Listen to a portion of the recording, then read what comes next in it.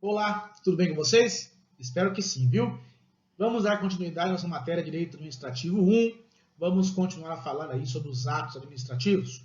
Como eu disse na aula anterior, não será possível vermos todos os aspectos dos atos administrativos em razão do nosso tempo ser curto em relação aos vídeos, por conta até mesmo do tamanho que eles ficam, e para subir para o YouTube, colocar na plataforma EAD, né, é muito mais complicado. Por isso, nós temos a proposta de 10 a 15 minutos de vídeo por dia para estudarmos. Eu devo disponibilizar para vocês até essa semana, até amanhã, todo esse material visto em slide, em vídeo, em material didático, tá bom? Para facilitar, para vocês acompanharem e lerem.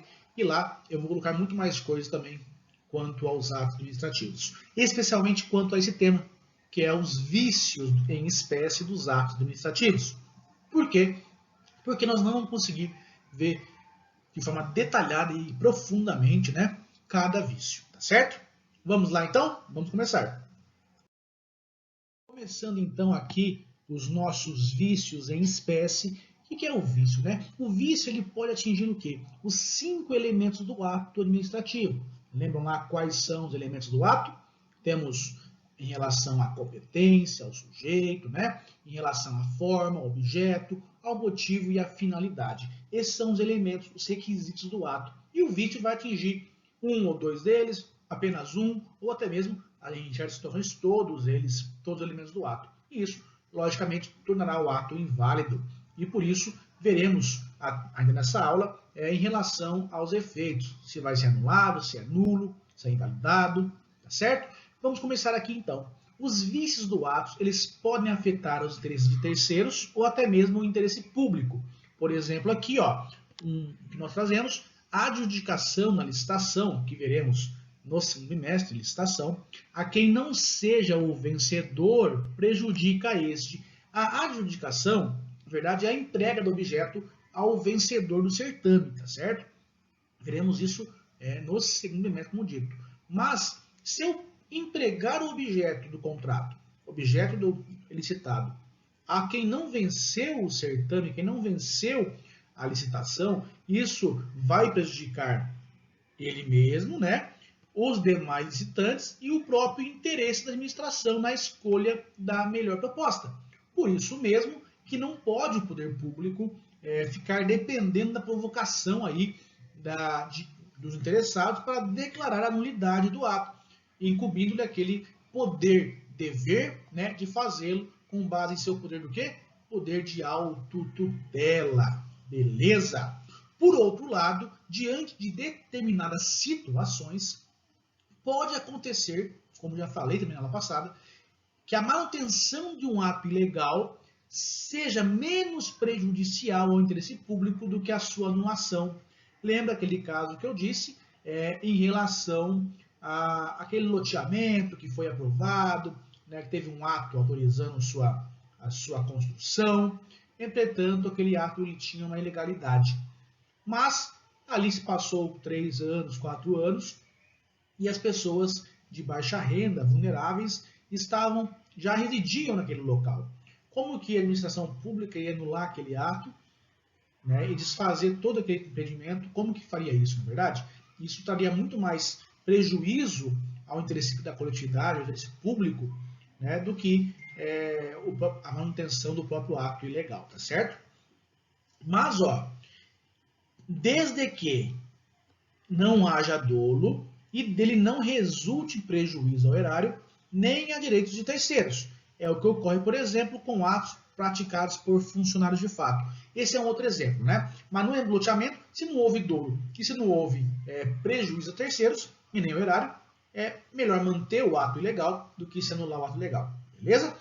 Mas esse caso do funcionário de fato é aquele que não é um servidor público, mas ali de fato ele está como um servidor público, mas ele não é de direito servidor público. Nesse caso, também se o ato não teve dolo, nem causou prejuízo ao erário, às contas públicas, aos cofres municipais públicos, né, e nem tampouco a terceiros, também pode aí ter uma análise da manutenção desse ato se ele for menos prejudicial do que a própria invalidação dele, tá certo? E finalmente, quanto aos vícios que atingem o ato administrativo, há modalidades peculiares que não existem no direito privado, como o excesso e o abuso de poder, a usurpação de função, o exercício de fato.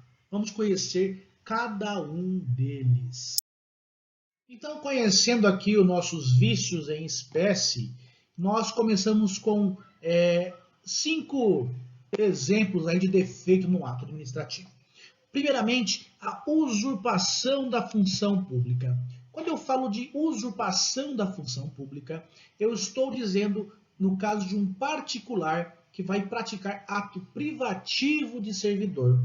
Se um particular que não é servidor público, né, vamos pensar naquela figura do particular em colaboração aí, com o poder público, mas que, embora ele seja um agente público para fins de responsabilização, ele vai praticar um ato privativo aí de um servidor público efetivo, estatutário.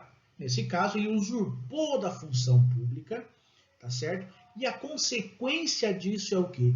É que o ato se torna inexistente, beleza? Um outro exemplo aqui é o nosso chamado excesso de poder. E esse excesso de poder, ele é diferente do que ocorre nos atos jurídicos tradicionais, né? No ato administrativo temos a figura do excesso de poder. E ele se caracteriza quando? Quando o ato praticado pelo agente competente, mas que ele excede os limites de sua competência. Se um agente pode ir até A na sua competência, ele vai até B e C, ou seja, está excedendo o seu limite de competência e o ato vai se tornar o quê? O ato vai ser nulo, tá certo? Um outro exemplo, um outro vício em espécie, é o funcionário de fato. Indivíduo que ingressou irregularmente no serviço público. Vamos dizer que um prefeito lá na cidadezinha X, né?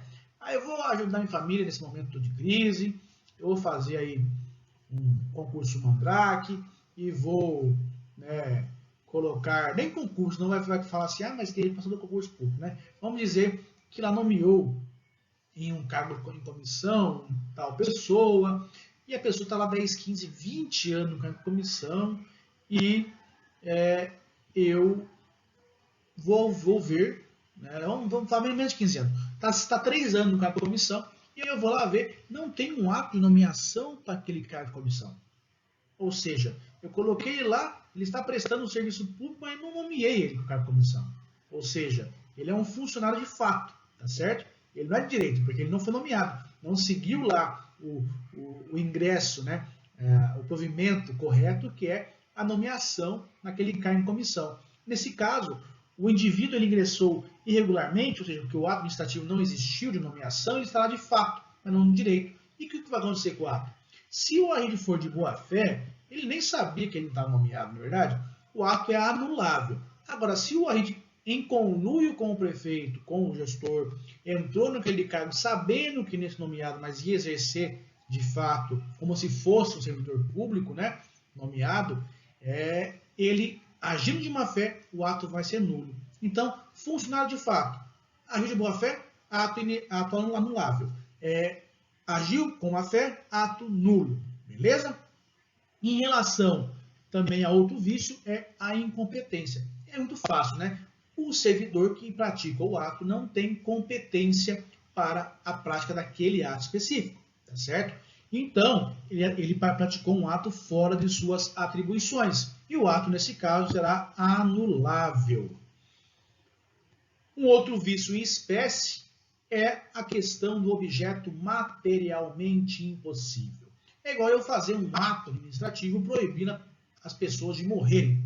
Ele é impossível, é inviável, na verdade, porque ele vai exigir o quê? Uma conduta irrealizável, tá certo?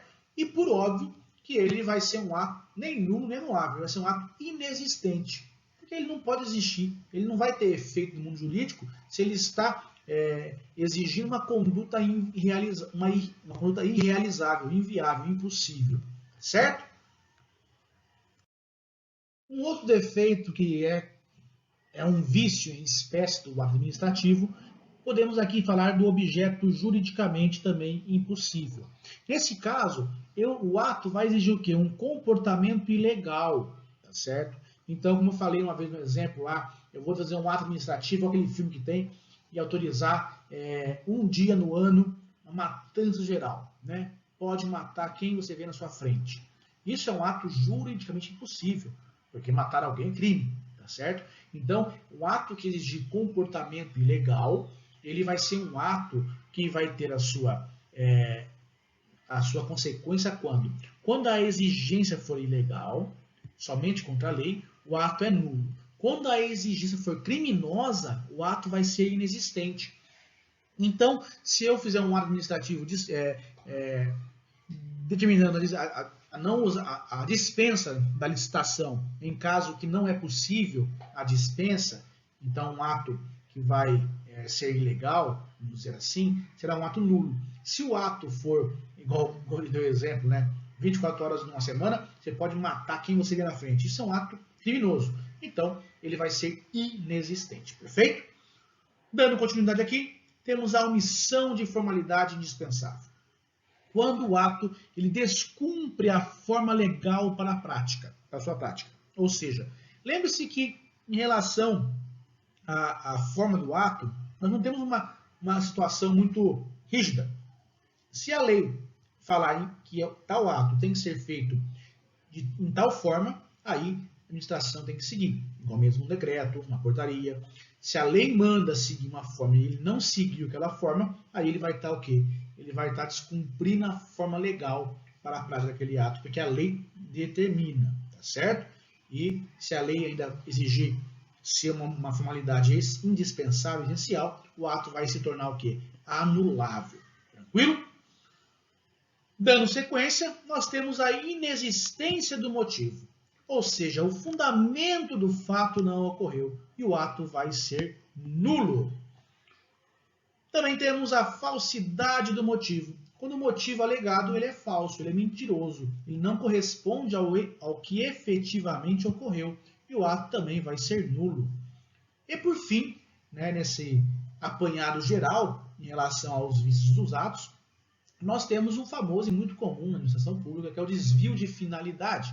Quando o ato praticado, ele visa um fim alheio ao interesse público. Quando eu faço um ato, igual eu vou fazer um ato para desapropriar a terra do meu inimigo político, adversário político, eu estou fazendo um ato com desvio de finalidade.